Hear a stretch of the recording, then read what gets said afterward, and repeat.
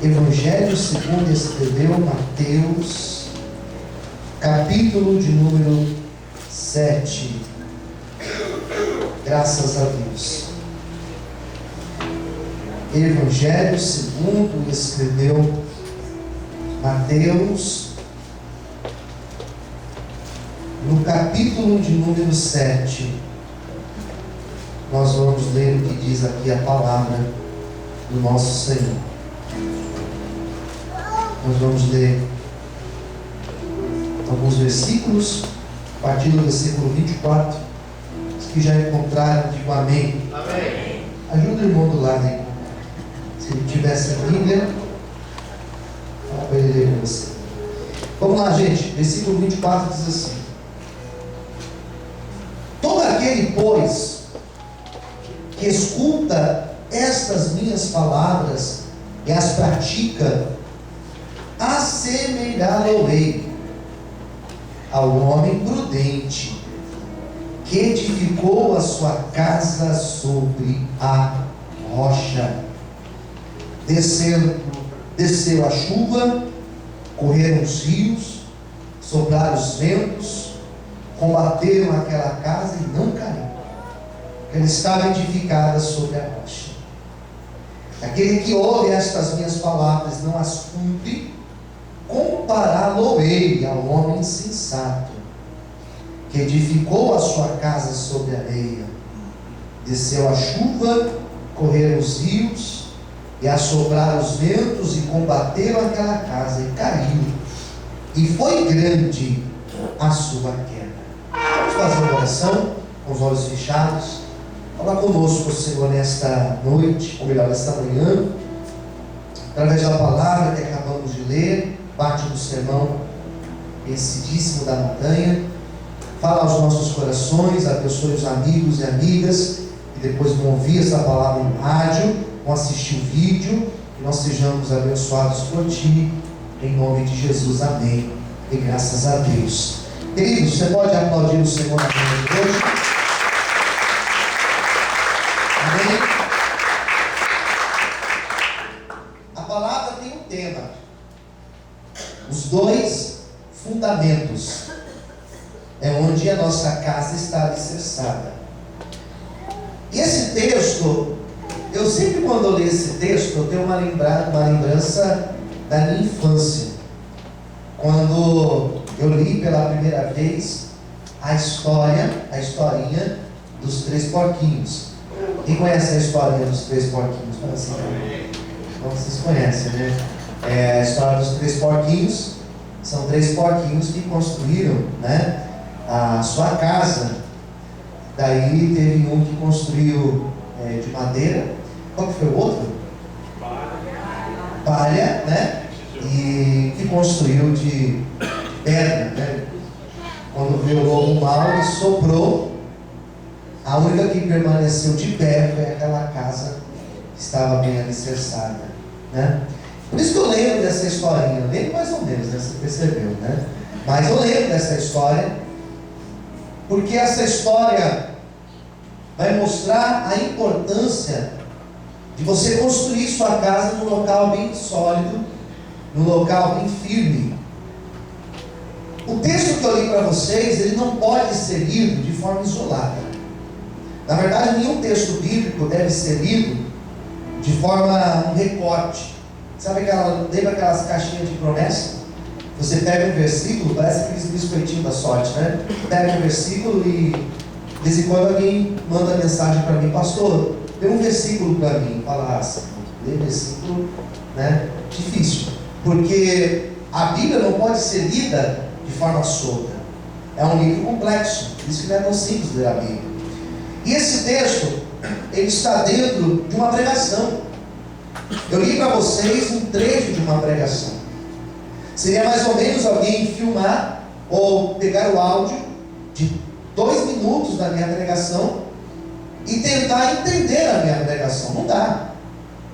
Imagine alguém pegar 2 minutos da minha mensagem.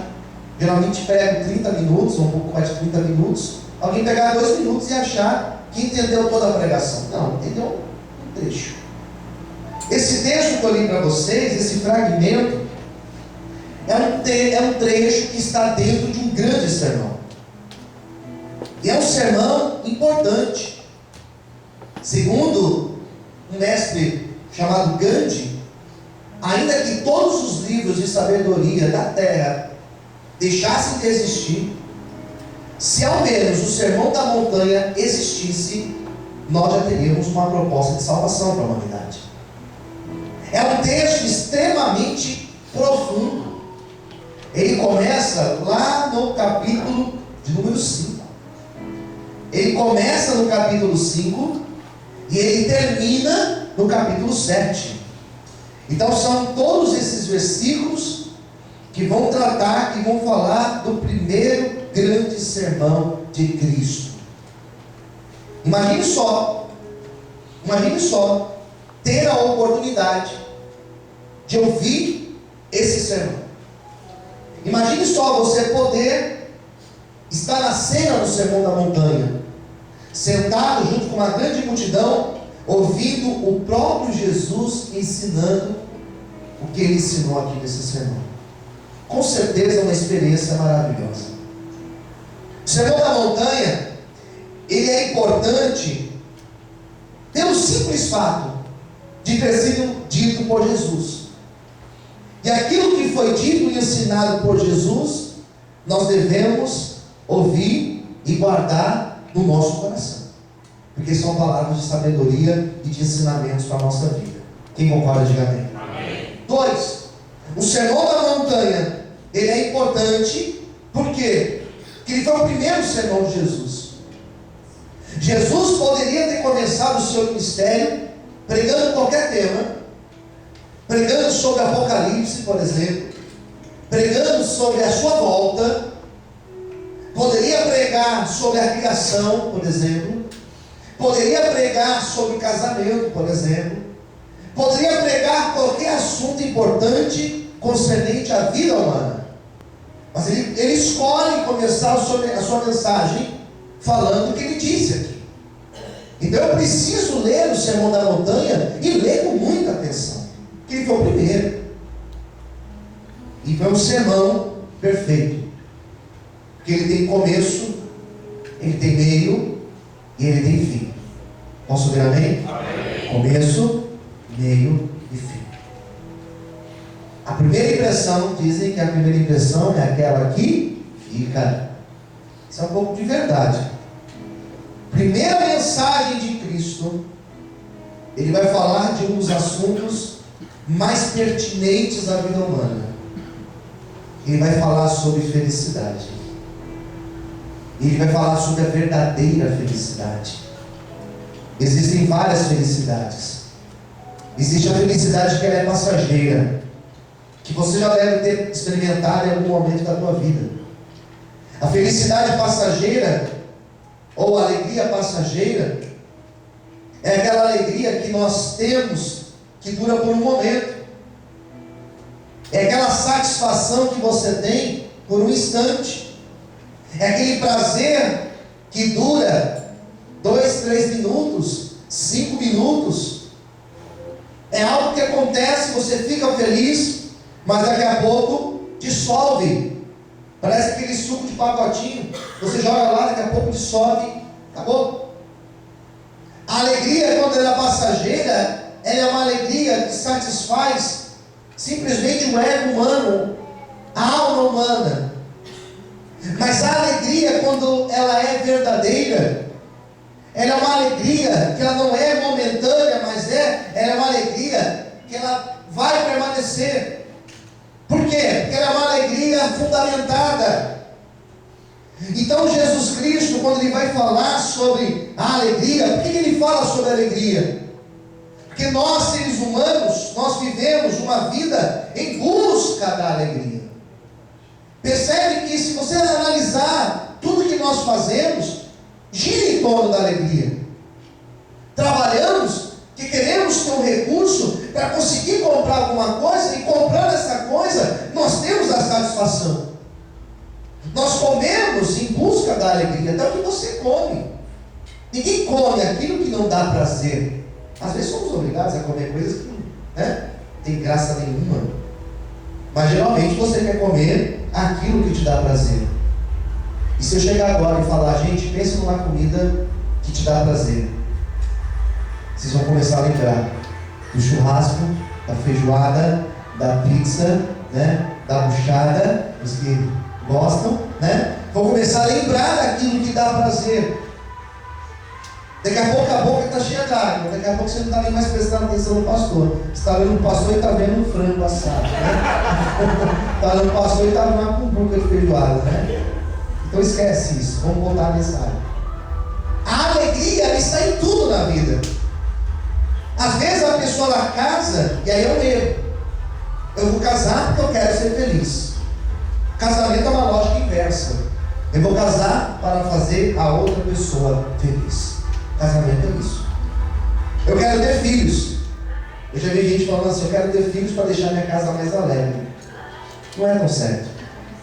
Nós temos filho e nós proporcionamos aos nossos filhos alegria. É claro também que eles nos proporcionam alegrias. Então Jesus, quando ele vai falar do seu primeiro sermão, ele trata da alegria. E ele vai fazer todo o ensinamento girando em torno desta lógica.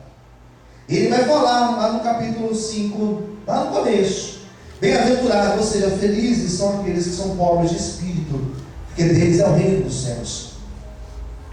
Bem-aventurados que choram, que vai ter um momento que eles serão consolados. Bem-aventurados que são mansos, porque eles herdarão a terra.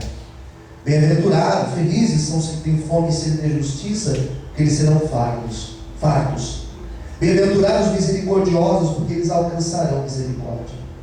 Bem-aventurados limpos de coração, porque eles verão a Deus. Bem-aventurados, ou seja, felizes são aqueles pacificadores, aqueles que promovem paz, que eles serão chamados filhos de Deus. Bem-aventurados que sofrem perseguição por causa da justiça, que deles é o reino dos céus. Bem-aventurados, ou seja, felizes sois vós, quando vos injuriarem, perseguirem, mentindo, disserem todo mal contra vós por minha causa. Exultai e alegrai-vos, porque é grande o vosso galardão. Onde? Lá nos céus. Que assim perseguiram os profetas que vieram antes, que foram antes de nós. Então ele vai falar que a alegria, ela não se resume em conquistar, em comer, em vestir bem, ainda que isso é bom. Mas a alegria não se resume a isso. A alegria está muito mais voltada e relacionada com a realidade do céu. A nossa vida está muito mais, a felicidade verdadeira está muito mais ligada com aquilo que o dinheiro não compra. Então Jesus ele vai começar a trazer todo um ensinamento sobre a felicidade. E realmente o dinheiro não vai comprar a felicidade. Às vezes a pessoa acha que quando ela comprar um carro, ela vai ser feliz. Ela compra o carro, ela vai ficar feliz. Daqui a pouco ela vai estar do mesmo jeito. Compra a moto, daqui a pouco ela vai estar do mesmo jeito. Compra a casa, vai estar do mesmo jeito. A alegria não está aí. E é isso que Jesus quer ensinar para uma grande multidão. Ele vai falar sobre essa alegria verdadeira. Ele vai nos ensinar, por exemplo, como nós devemos orar. E a oração que ele ensina está bem no meio do texto. É a oração chamada oração do Pai Nosso. Como que é a oração do Pai Nosso? Pai Nosso que estais nos céus, santificado seja o teu nome. Venha a nós o teu reino. Seja feita, olha que bonito, seja feita a tua vontade, não é a minha, a tua, assim na terra como nos céus. O pão nosso de cada dia nos dai hoje. Perdoe as nossas dívidas, as nossas ofensas, os nossos pecados, assim como nós perdoamos aqueles que nos têm ofendido. Não nos deixe cair nas tentações diárias da vida, mas nos livre de todo o mal. Até do mal que eu estou enxergando, me livra, Senhor. Porque teu é o reino, é o poder e a glória para todos sempre. Amém. Essa oração que ele ensina. E ele vai continuar ensinando, ele vai ensinar que nós devemos jejuar, a importância do jejum. Ele vai ensinar que até a maneira que nós damos esmola, que aquilo que a nossa mão dá, que a outra não veja. Eu não posso fazer as coisas para Deus ou para o outro aguardando retribuição. Eu tenho que fazer com o meu coração inteiro. Quem entendeu? Diga amém. Não é ser reconhecido, é fazer. Então são essas coisas que ele ensina no capítulo 6. E o bonito do capítulo 6 é que ele fala que nós não podemos servir a dois senhores. Servir a Deus e servir ao mundo, ao dinheiro. Que nós devemos servir ao Senhor com o nosso coração inteiro. E lá no final do capítulo 6, lá no final, que na minha opinião é uma das coisas mais atuais do texto, ele fala sobre ansiedade. Pergunte para o teu irmão do lado: você é uma pessoa ansiosa? Quem aqui se considera ansioso ou ansiosa? Levanta a mão. Come unha, né? Tem gente que come unha. Tem gente que come demais quando está ansioso, né? Eu acho que eu sou um pouco ansioso, né? Eu como unhas e dizem que comer unha engorda, né? Deve ser isso. Ansiedade é o pior, um dos piores males da nossa atualidade. Que a ansiedade é uma preocupação antecipada. Às vezes a pessoa está ansiosa com o dia de amanhã e ela nem tem certeza se o dia de amanhã vai chegar. Às vezes a pessoa antecipa problemas que talvez ela nunca irá passar. Pastor, mas e se o raio cair? O raio talvez não vai cair. Pastor, mas se tal coisa der errado? Talvez não vai dar errado. Talvez vai dar certo. Você está ansioso. A ansiedade é você achar que o teu dia de amanhã não está na mão de Deus, ou ele está solto. E nesta manhã Deus está dizendo que o nosso dia de amanhã, ele não está solto. O nosso dia de amanhã já está nas mãos dele. Por isso descansa. Quantos podem aplaudir e exaltar esse Deus nessa manhã? Aleluia. Glória a Deus. Fique ansioso no dia de amanhã. Confia no Senhor. Se relacione com Deus, chamando Ele de Pai, confiando nele. Posso ouvir amém? Amém? Daí nós chegamos lá no capítulo 7. Todo esse caminho, por isso que o versículo, ele não pode ser lido solto. Daí nós chegamos no capítulo 7. E os últimos versículos são esses que a gente acabou de ler. São praticamente na verdade, é o ensinamento final de Jesus. E você fala: pastor, por que ele começou de um jeito? Qual foi o primeiro assunto que ele falou? Sobre quem lembra? Sobre alegria, felicidade. Por que ele começa falando da felicidade e ele encerra falando sobre os dois fundamentos? O texto não é solto. É um texto muito bem escrito. Quando ele vai falar sobre os dois fundamentos, o primeiro chamado rocha e o segundo chamado areia, ele está dizendo que nós temos duas opções para construir a nossa vida: ou na rocha ou na areia. É isso que ele está dizendo. Uma outra análise que eu tenho desse texto é que ele vai comparar, ele vai usar comparação. É uma parábola isso daqui. Não é um texto real. Não houve alguém literalmente que construiu. Não é isso. Ele está usando uma parábola, uma história, para exemplificar o que ele queria dizer. Quem está ouvindo?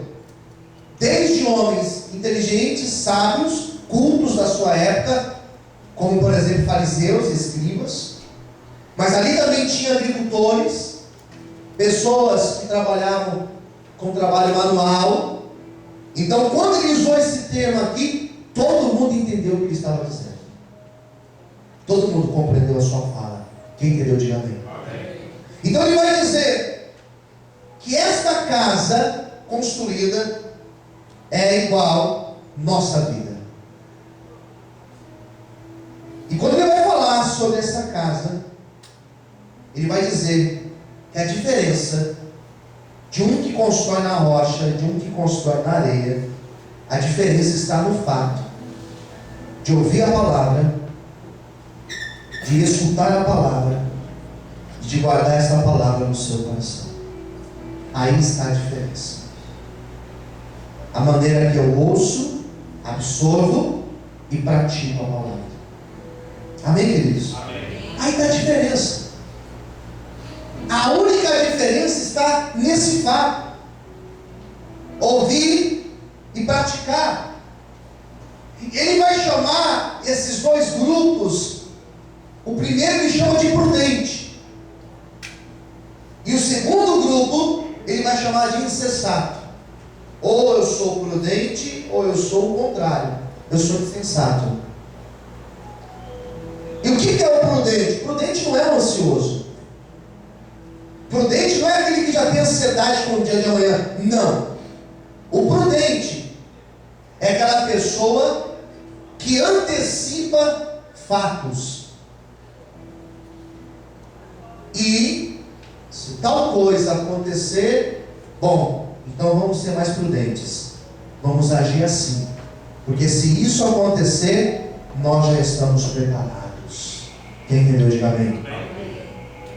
O prudente é aquele que quando ele vai colocar uma porta na casa dele, ele não espera ser roubado para ter a ideia de colocar um cadeado e aqui uma fechadura e aqui um não sei o que e um alarme. Não, ele não espera acontecer, ele antecipa. Isso é um prudente. É o que consegue enxergar e antecipar fatos. O insensato é o contrário. É aquele que não se preocupa com aquilo que vai acontecer daqui a pouco ou que vai acontecer amanhã. É aquele que constrói a casa e não se importa. E o dia que chover?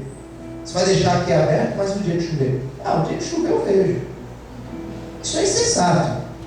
O prudente ele já faz, eu já vou fazer e já vou colocar uma cobertura aqui, porque o dia que chover, a água não vai entrar na minha casa. Percebe a diferença? Quem está entendendo, diga amém. Então a diferença está muito óbvia aqui. E Jesus olha para aqueles homens e fala: a maneira que você se relaciona com Deus, a maneira que você cuida da sua vida, vai mostrar se você é prudente ou se você é um insensato. A maneira que você se relaciona com Deus. O insensato, ele não busca a Deus. Corrigindo, o insensato, ele busca a Deus, mas ele espera acontecer uma tragédia na vida para buscar a Deus. Ele espera, ele não faz a prevenção. Ele não se relaciona com Deus. É aquela pessoa que só busca a Deus quando a bomba estoura. Às vezes a pessoa chega para conversar comigo de um problema, e ela não chega porque ela está com um problema, caminhando. Ela chega porque estourou o problema. Eu falo: bom, você quer que eu faça o quê? Você está me chamando para ir para o velório do problema? Para o enterro do problema? Porque esperou chegar onde chegou? Não adianta. Então tem pessoas que só buscam a Deus quando o problema já tornou-se uma bola de neve. Não naquela igreja abençoada, mas um problema gigante. Só busca a Deus quando tudo deu errado. Só busca a Deus depois que tentou bater em 1000 portas, daí nenhuma abriu, daí busca a Deus. Só busca a Deus quando nada muda. E não é isso que nós devemos fazer. Nós temos que ser prudentes. E a nossa relação com Deus, ela deve ser uma relação contínua. A nossa vivência com Deus, ela deve ser uma vivência contínua. Frequentar a igreja, ouvir a palavra, orar, jejuar, buscar a Deus, não pode ser apenas em momentos de crise, mas nós devemos fazer isso diariamente. Nós devemos buscar a Deus constantemente. É isso que o texto está nos ensinando. Quantos podem aplaudir o Senhor bem forte? Amém, queridos? Pode amar a Deus? Isso, cara, tem que ser constante. Orar deve ser constante. Jejuar, eu estou lendo o Sermão da Montanha para vocês, né? Então jejuar deve ser constante. Lutar contra a ansiedade da vida é uma luta constante. Posso ouvir amém? Amém. E aí está a diferença daquele que é prudente para aquele que é um insensato. Daí ele vai dizer que o prudente, ele constrói a sua casa. Sua casa onde? Na? Onde, igreja? Na? Rocha. Na rocha. Fala para o teu irmão do lado. Construa a tua casa na rocha. Prudente, ele vai pegar a sua casa e vai construir na rocha. E quais são as vantagens de construir a casa na rocha? Daí o texto vai falar quais são as vantagens. Jesus poderia falar 1000 coisas aqui de vantagens, mas ele vai citar poucas coisas, mas elas são importantes para mim e para você. Pega a tua Bíblia, isso aqui é para a tua vida, hein? Quais são as vantagens? Porque vai vir a chuva, 25, desce a chuva, corre os rios, assopra os ventos, combate aquela casa e não cai. Amém? Amém. Qual que é a diferença, pastor? Que essa casa edificada na rocha, ela vai passar pelas mesmas adversidades que aquela casa que também foi construída na areia. É uma casa igual. A diferença está no fundamento dela.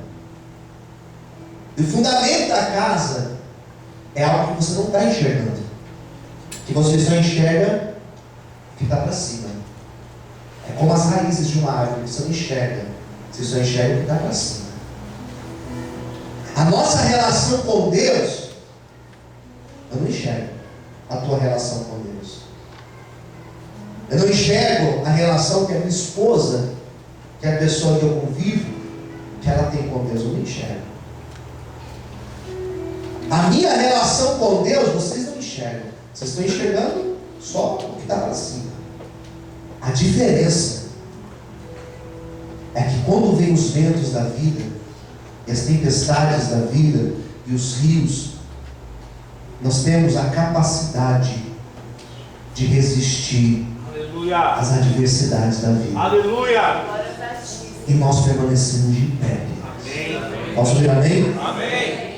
Percebe que não é uma intervenção de Deus.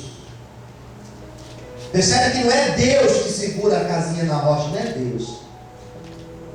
Mas é eu que estou ali firmado em Deus. Eu não estou firmado na bênção que eu quero. Eu não estou firmado naquilo que eu quero. Eu não estou firmado na porta minha. Eu não estou firmado naquela pessoa. Eu não estou firmado naquele irmão. Não, eu estou firmado em Deus.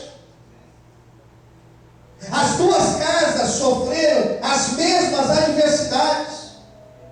Mas por que uma caiu, pastor, e a outra não caiu? Porque uma buscou, uma tinha raízes, uma tinha fundamento, uma estava bem alicerçada, a outra não. A outra não buscou esse relacionamento com Deus. Por isso a minha busca com Deus, ela deve ser constante, ela deve ser diária, porque nós somos bombardeados todos os dias. Quem está entendendo? Diga amém. Amém. Por isso que lá em Romanos capítulo 8, o apóstolo Paulo vai falar: todos os dias nós somos entregues ao matadouro como ovelhas. A nossa luta, ela é diária e constante. Mas quando nós temos uma vida de oração, quando nós temos uma vida de ouvir a palavra, quando nós procuramos viver conforme a palavra, praticar a palavra, não apenas ouvir, mas pôr em prática a palavra. Pode vir vento, pode vir desemprego, pode vir problema em casa, pode vir problema em casamento, pode vir problema com filho, pode vir problema financeiro, não importa o problema, eu sei que Deus está comigo, eu sei que Deus vai me ajudar, e logo o vento passa, e logo estou testemunhando o milagre do Senhor na minha vida. Será que você pode aplaudir e exaltar o Senhor bem forte? Aleluia! Glória a Deus! Amém. E nós estamos numa geração na igreja onde não estamos aprendendo a suportar adversidades. A sociedade está assim, gente. Os casamentos hoje não estão suportando a adversidade. É raro um casal suportar lutas e permanecer casado. Os casamentos de hoje não estão durando muito, irmãos. Eu estou ficando muito preocupado com isso. Quem está envolvido de amém? Amém. Igreja Católica, eles têm um dogma onde eles falam que o casamento é um sacramento. Insolubilidade. O casamento não dissolve. Casou uma vez só. E até na Igreja Católica, eu convivo em meio de padres, eu conheço, estudo com eles. Eles falam que o número também de divórcios lá dentro está aumentando muito. As igrejas evangélicas, então, nem se fala. É um espírito de Fábio Júnior, de Gretchen, né? Você tem quantos anos? Tenho 30. Quantos casamentos? 32. Casamento por ano? Não. 2 por ano. Sabe, não suporta a luta. As pessoas, elas mudam de emprego, elas não suportam passar lutas no emprego. As pessoas mudam de igreja. Não vou mais congregar aqui. Para que vai congregar mais aqui? Eu não suporto mais congregar aqui. Vou congregar ali. Nem vai para lá, não muda muito. Às vezes até pior, né? Então as pessoas, elas estão com pouca resistência à luta. Sabe por quê? A casa não está edificada em Cristo. Na manhã de hoje, eu já tenho que encerrar a pregação. Na manhã de hoje, nós vamos colocar a nossa vida nas mãos de Deus. Nós vamos fazer uma oração hoje muito sincera a Deus. Não é uma oração dizendo: Deus, me livra de problemas. Eu acho que Deus não aguenta mais ouvir isso. Deus, me livra de dores, me livra de... Não é isso que nós vamos orar. Nossa oração vai ser uma oração sábia. Senhor, me dá estrutura para enfrentar o que eu tiver que enfrentar. Que depois da luta tem vitória. Amém. Quem crê diga amém? Amém. Que depois do vento, depois da tempestade, tem a mudança.